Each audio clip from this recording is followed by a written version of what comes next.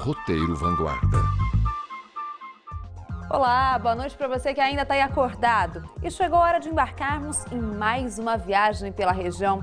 Vamos ver então quais são nossos destinos de hoje?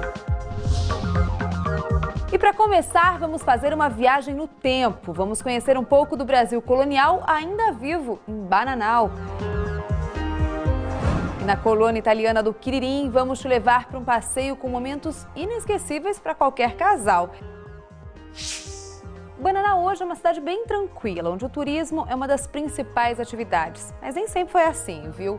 A importância que ela teve na história do Brasil foi tão grande quanto os casarões e fazendas que ainda existem na cidade, que mantém viva parte da história do Brasil colonial.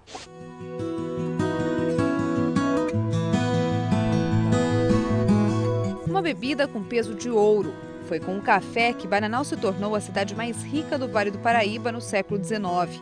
Ganhou respeito em todo o país e chegou a ter, inclusive, moeda própria, as pratinhas. Mas com o fim do ciclo cafeeiro, a cidade também entrou em decadência. Hoje Bananal está assim, pacata, anônima na economia mundial.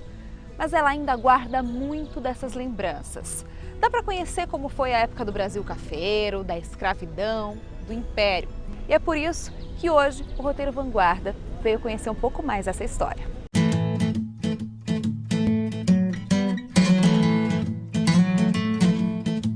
Uma das formas de se chegar a Bananal é pela rodovia dos Tropeiros. O acesso à estrada é pela Via Dutra, em Cachoeira Paulista. De lá, basta seguir em direção ao estado do Rio de Janeiro, cortando cidades como Silveiras e Areias.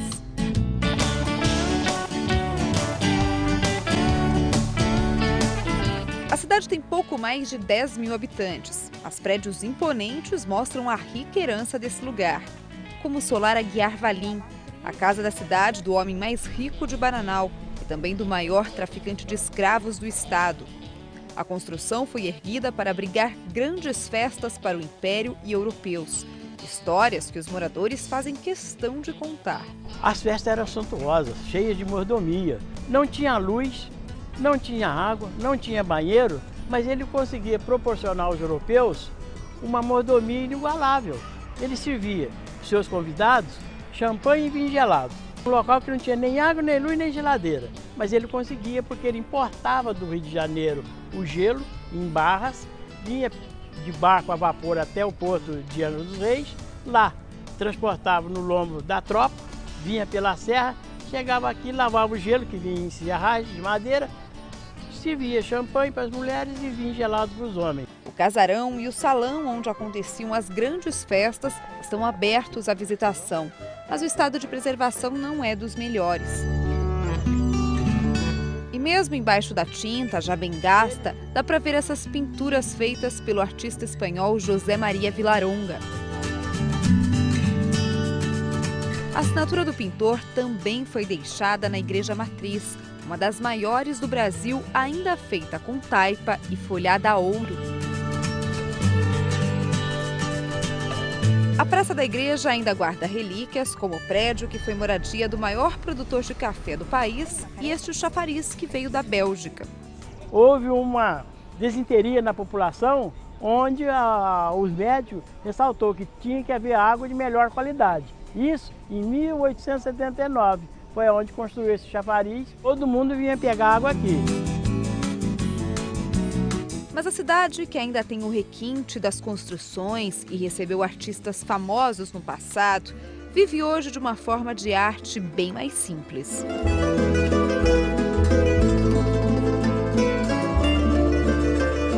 O crochê começou nos anos 70, né, com a dona Laurinha.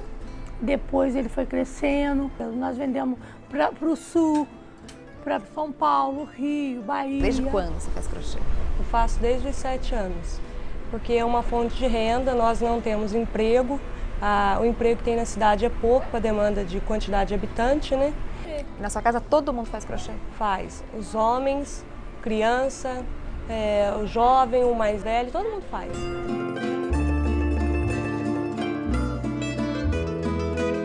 Mas a melhor forma de conhecer mesmo toda essa história é indo para a zona rural da cidade. É lá onde estão as antigas fazendas de café, muitas ainda preservadas.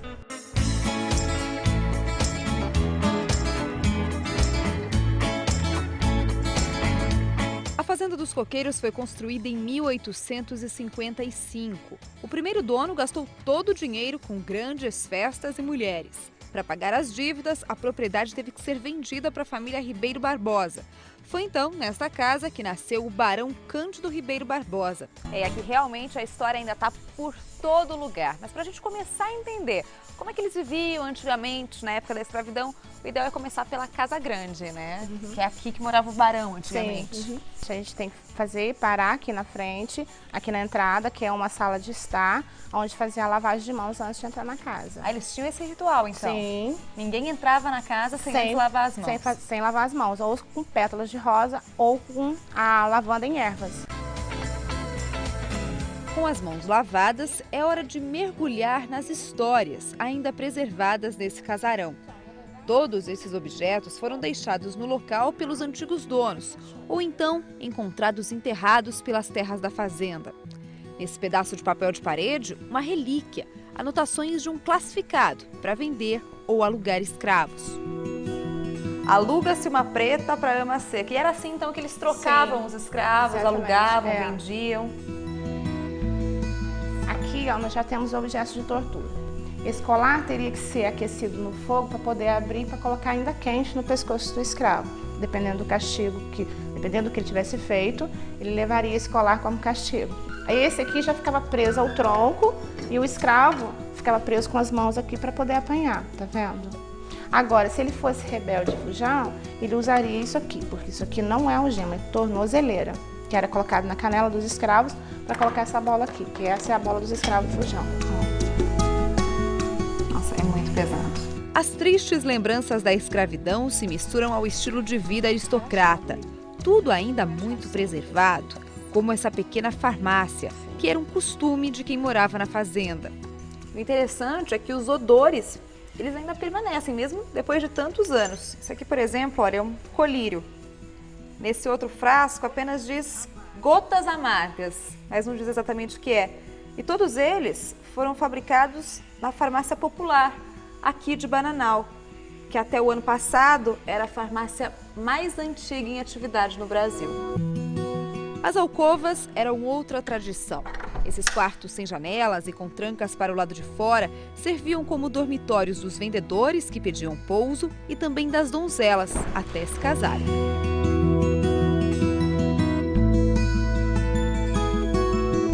Realmente o tempo parou por aqui. Foram tantas coisas deixadas na fazenda que a gente consegue viver um pouco daquela época. Aqui, por exemplo, estão algumas peças de roupas que eram usadas pelas baronesas, pelas sinhazinhas. Sabe de quando que é isso aqui, Elisa? 1855, 1856, por aí, mais ou menos. Como é que usava isso aqui? Vamos ver. Mais ou menos assim.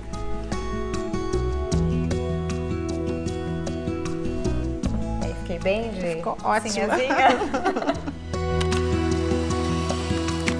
Embaixo da casa, nós conhecemos a senzala doméstica, úmida, sem ventilação e com apenas 1 metro de altura. Tudo para fazer com que os escravos passassem mais tempo trabalhando do que na senzala. Depois dessa visita, da gente conhecer como é que funcionava a fazenda na época da escravidão, chegou a hora de saber como eles se alimentavam por aqui. E tudo foi mantido como antigamente, inclusive com alguns pratos que foram trazidos pelos escravos. Broa de milho, bolinho de chuva, pão caseiro e bolo fazem parte desse café colonial.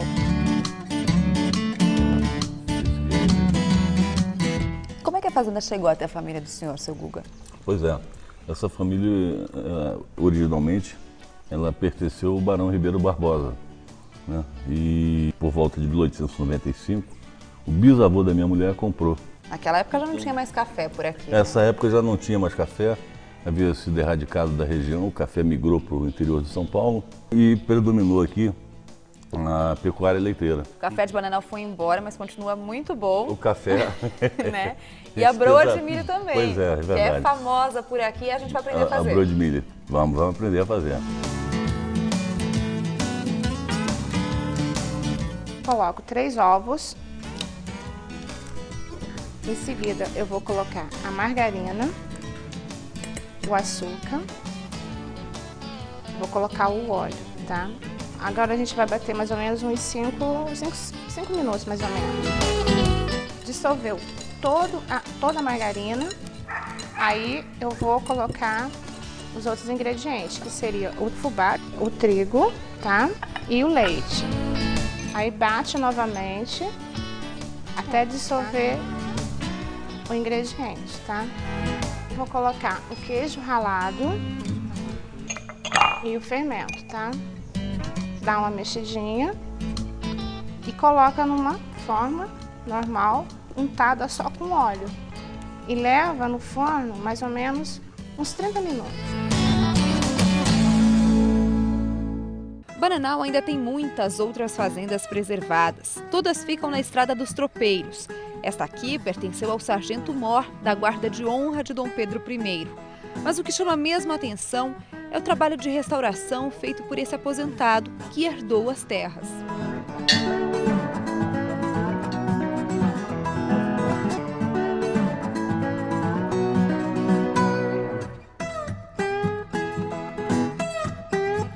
Esse quarto a gente reserva principalmente para mostrar um aspecto que é importante, principalmente para as crianças, que é da parede de pau a pique. Nós reservamos essa janela aqui, nessa parede, para mostrar exatamente isso. Essa é a construção da casa inteira, então?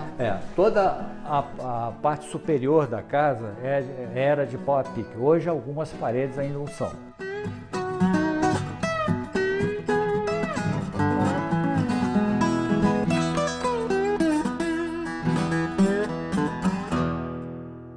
E o último trabalho de restauração do seu Pedro foi a capela. Como é que o senhor encontrou esse local quando chegou aqui, seu Pedro? Essa última peça a ser restaurada, quando começamos, as pinturas, infelizmente, estavam perdidas, só haviam vestígios delas. Mas, ainda assim, nós resolvemos então fazer pinturas novas ao gosto da época e resolvemos então, já que seriam pinturas novas, aproveitar a oportunidade e homenagear as pessoas que aqui trabalham, colocando no rosto de vários dos personagens, no rosto dessas pessoas, de seus filhos. E um desses rostos homenageados estava ali, na sala ao lado da capela. É ele, o responsável por muitas obras restauradas. Com apenas uma foto, ele consegue reproduzir molduras usadas em quadros de artistas famosos. Traz as fotos, né?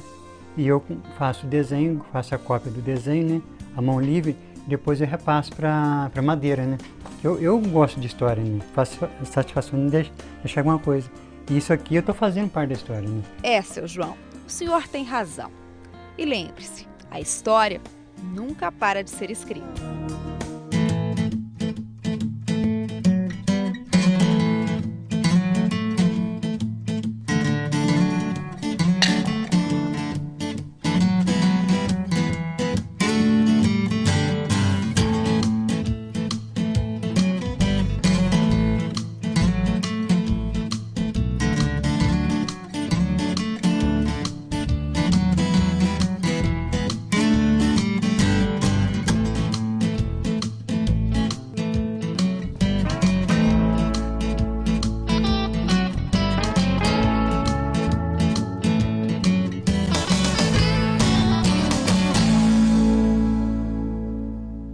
Bom, o mês de julho já está aí e ele vem junto com as férias, né? Então vamos dar uma olhada em algumas opções de passeio na nossa agenda cultural. Na próxima quinta-feira tem show com o cantor e compositor Lenine no Sesc de Taubaté. O artista vai subir ao palco com grandes sucessos e músicas novas da turnê Chão. A apresentação começa às 9 da noite e as entradas custam entre R$10 e R$40. O Sesc fica na Avenida Engenheiro Milton de Alvarenga Peixoto, 1264. E aí no domingo, ainda no Sesc de Taubaté, tem show de graça com a banda Kizamba. O trio, formado em 2005, vai apresentar versões de clássicos da música brasileira, como Toquinho, Chico Buarque e Demônios da Garoa. O show começa às 3 da tarde. E no próximo bloco, que tal um vinho e uma boa massa? Delícia, né? Então embarque com a gente por um roteiro romântico pela colônia italiana do Quiririm.